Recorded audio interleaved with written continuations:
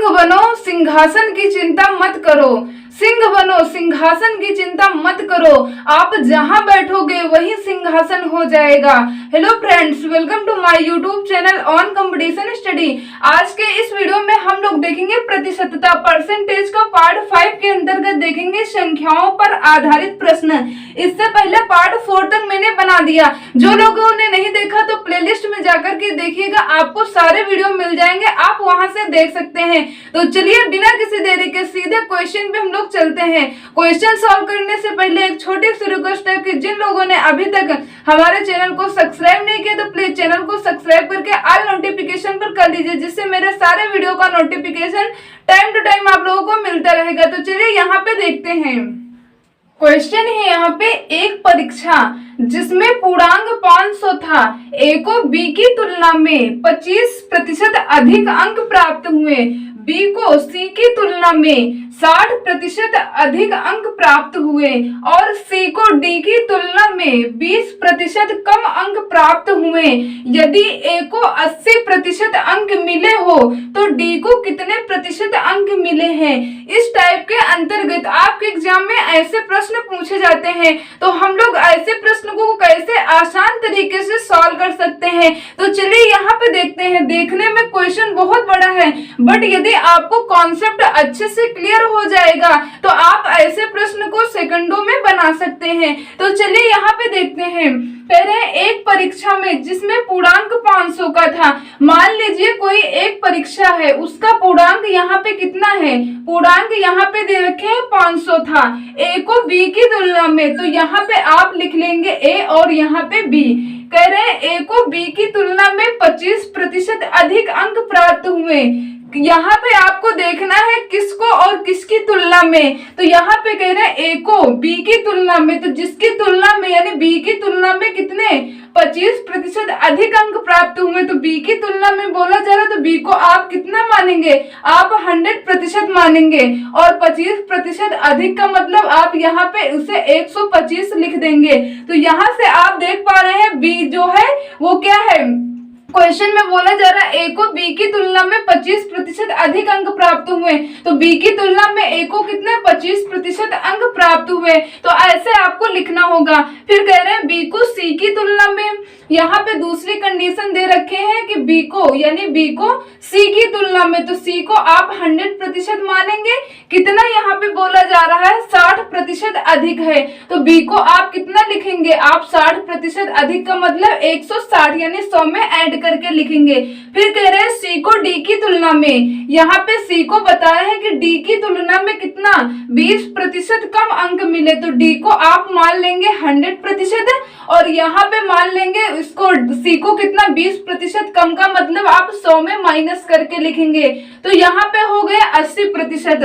अब यहाँ पे कह रहे हैं यदि ए को 80% अंक मिले हों, यहाँ पे दे रखे ए को कितने, ए को 80% अंक मिले हों, तो आपसे पूछा जा रहा है कि डी को कितने प्रतिशत अंक मिले होंगे। इतना डेटा दे रखे हैं। अब इसी डेटा से हम लोग कैसे आसान तरीके से ऐसे प्रश्न को सॉल्व करेंगे, तो यहाँ पे आपको करना क्या है, आपको यहाँ पे मालूम है कितने पर्सन है, ए है, बी है, सी है, डी है, यानी यहाँ पे 4 लोग हैं, तो आप इस प्रकार से लिख देंगे। ये बिल्कुल बेसिक कॉन्सेप्ट है, आपको नीचे से क्वेश्चन को सॉल्व करना है। डी को आप कितना मानेंगे 100% और यहाँ पे सी कितना है, सी यहाँ पे है 80%।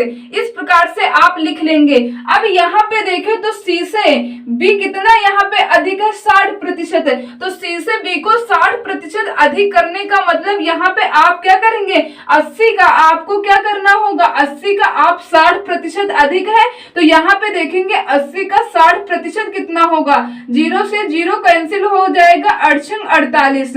यहाँ पे कितना निकला 48, तो आप 80 में क्या करेंगे 48 ऐड करके लिखेंगे, तो यहाँ पे कितना हो जाएगा 80 में 48 ऐड करेंगे तो यहाँ पे हो जाएगा 128%। यहाँ पे कितना हुआ 128%। अब यहाँ से देखें तो बी की तुलना में ए कितना 25% अधिक है। इसे मैं हटा देता हूँ, ये रफ है, मैंने आपको करके दिखाया। अब यहाँ पे देखें तो ए कितना 25% अधिक है किसके, बी की तुलना में। तो बी का यहाँ पे कितना निकला था 128। तो आप क्या करेंगे 128 से आप क्या करेंगे 25% निकालेंगे। तो यहाँ पे देखते हैं 128 का 25%, 25 के 25, 25 चौको 100, 4 3 12, 4 दूने 8, यहाँ पे कितना निकला 32%। तो आप क्या करेंगे 128 में आप 32 ऐड करेंगे तो यहाँ पे कितना हो जाएगा, यहाँ पे हो जाएगा 160%। 160%। इस प्रकार से आप प्रतिशत को बांटेंगे। ये रफ कार्य है, ये आपको नहीं नोट करना है। तो इतना बात आप लोग समझ गए। अब यहाँ पे देखिए तो आपको करना क्या है, यहाँ पे क्वेश्चन में दे रखे थे ए बराबर, यहाँ पे ए बराबर कितना है 80% है, ए बराबर 80% है, जबकि यहाँ पे कितना दे रखे हैं ए बराबर 160% है। तो आपको मालूम करना है कि डी बराबर कितना प्रतिशत होगा, यानी डी को कितने प्रतिशत अंक मिले होंगे। ये क्वेश्चन में आपको पूछा जा रहा है। तो आप क्या करेंगे, जब 80% बराबर 160, तो आपको यहाँ पे 100% यहाँ पे मालूम है तो 160, क्योंकि ये वाला आपको मान यहाँ पे लिखना है। तो यहाँ से आप निकाल सकते हैं 100% बराबर कितना होगा, क्रॉस मल्टीप्लाई हो जाएगा। तो यहाँ पे हो जाएगा कितना 80 × 100 बटे यहाँ पे कितना हो जाएगा 160। तो यहाँ पे आपको मालूम है 80 दूना 160, 2 से कैंसिल कर देंगे, बराबर कितना हो जाएगा 50%। ये आपका बिल्कुल ही राइट आंसर है। आप ऐसे भी देख सकते हैं 160 का आधा 80% है, तो 100% का आधा 50%। आप ऐसे भी निकाल सकते हैं, बट मैंने आपको छोटे से छोटा पॉइंट बताने की कोशिश की है ताकि आपके एग्जाम में ऐसा प्रश्न पूछा जाए तो आपको कोई भी डाउट न रहे, आसानी से आप क्वेश्चन को बना पाए। तो उम्मीद करते हैं कि ये क्वेश्चन आपको क्लियर हो गया होगा। जो लोग चाहे स्क्रीनशॉट भी ले सकते हैं, आप लोग बाद में क्वेश्चन को सॉल्व करके देख सकते हैं। चलिए यहाँ पे ये क्वेश्चन आपको क्लियर हो गया। बढ़ते हैं हम लोग नेक्स्ट क्वेश्चन की ओर। क्वेश्चन है यहाँ पे, यदि किसी संख्या के 62% और 80% के बीच का अंतर 198 है तो उस संख्या के 92% और 56% के बीच का अंतर ज्ञात कीजिए। वेरी मोस्ट इंपॉर्टेंट क्वेश्चन और बहुत ही सिंपल सा क्वेश्चन है। और सिंपल और आसान यहाँ पे आपको ये नहीं देखना है, आपको ये देखना है कि इस टाइप के अंतर्गत जितने भी प्रकार के क्वेश्चन बनते हैं वो सारा टाइप मुझे मालूम होना चाहिए। यही मेरा भी उद्देश्य रहता है। मैं आपको बहुत ज्यादा क्वेश्चन नहीं सॉल्व करवा पाती हूँ क्योंकि वीडियो बहुत लंबा हो जाता है, बट कोशिश मेरी ये रहती है कि आपसे जैसे मैं ये टाइप बता रही हूँ संख्याओं पर आधारित प्रश्न का, तो इस टाइप के अंतर्गत जितने भी 2 3 4 जितने भी टाइप के प्रश्न पूछे जाते हैं वो एक एक क्वेश्चन मैं आप लोगों को क्लियर कराती हूँ। तो चलिए यहाँ पे देखते हैं ऐसे प्रश्न को आप कैसे सॉल्व करेंगे। यहाँ पे कह रहे हैं यदि किसी संख्या के 62%, यहाँ पे किसी संख्या के 62% और यहाँ पे कितना है 80%, 80% के बीच में कह रहे हैं अंतर 198 का है। इन दोनों के बीच का अंतर यहाँ पे दे रखे हैं 198 है। तो आपको देखना है कि प्रतिशत में अंतर कितने का है, क्योंकि यहाँ पे ये प्रतिशत में तो दे नहीं रखे, ये अंतराल इसका 198 ये दे रखे हैं। यहाँ पे देखें तो 80 में 62 माइनस करेंगे तो कितना प्रतिशत का अंतर निकलेगा, यहाँ से निकलेगा 18%। तो ये आपस में क्या होगा, ये बराबर हो जाएगा, क्योंकि यहाँ पे दे रखे हैं अंतर यहाँ पे 198 का और यहाँ प्रतिशत में अंतर 18% का। तो ये आपस में क्या हुआ, ये आपस में बराबर हुआ। तो यहाँ पे क्या पूछा गया था कि उस संख्या के 92%, उस संख्या के 92% और यहाँ पे कितना 56% है, इनके बीच का अंतर ज्ञात कीजिए। ये इनके बीच का अंतराल पूछा गया था। तो रियल में अंतराल देखें तो 92 में आप जब 56 माइनस करेंगे तो यहाँ पे इनका अंतराल कितना निकलेगा, यहाँ पे इनका अंतराल निकलेगा 36%। तो 18% बराबर 198% के हैं, तो 36% बराबर कितना होगा आप यहाँ से निकाल सकते हैं। क्रॉस मल्टीप्लाई करेंगे तो 36 ऊपर यहाँ पे मल्टीप्लाई हो जाएगा और 18 से आप भाग देंगे।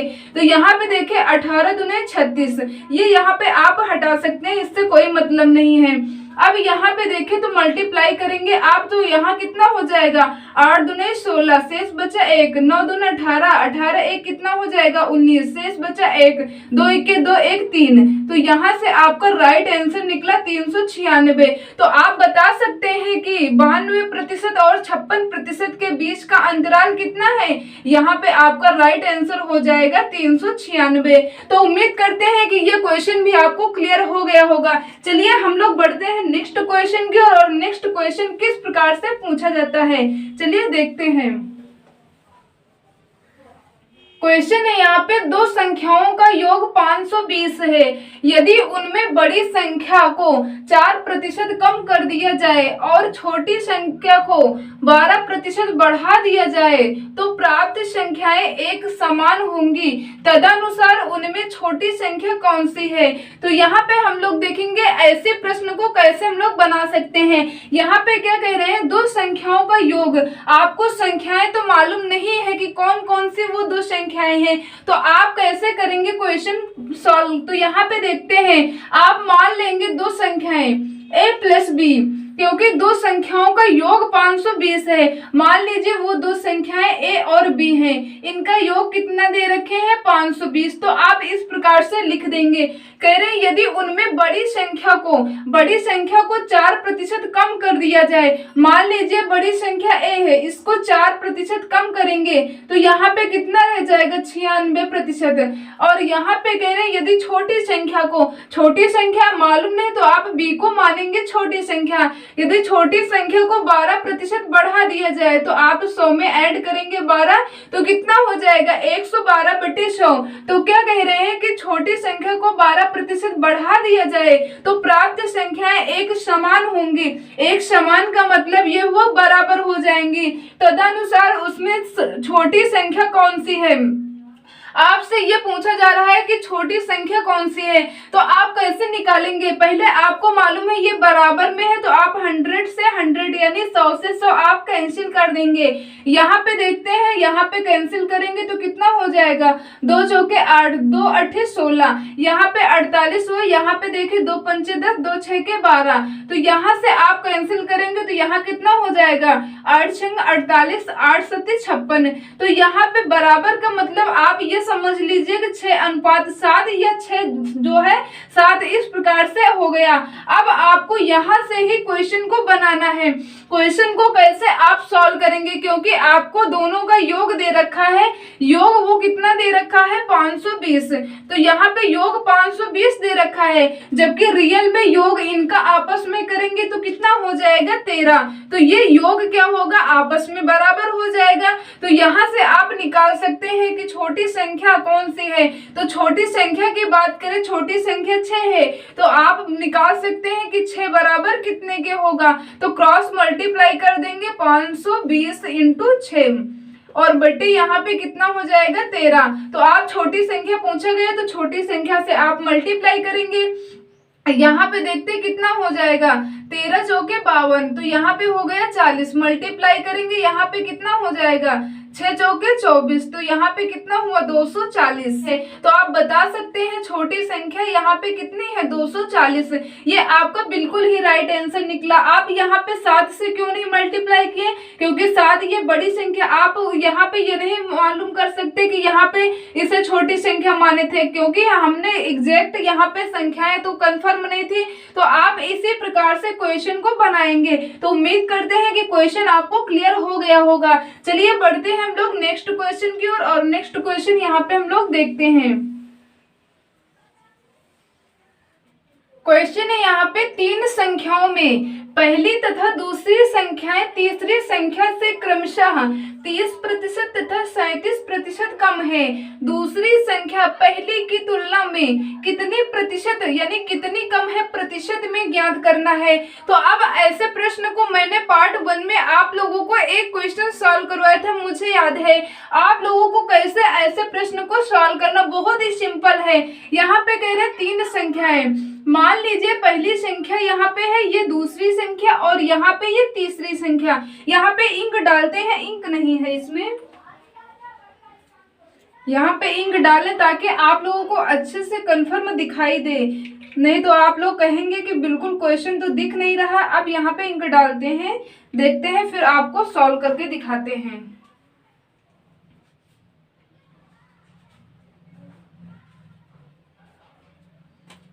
हाथ में भी लग गया इंक।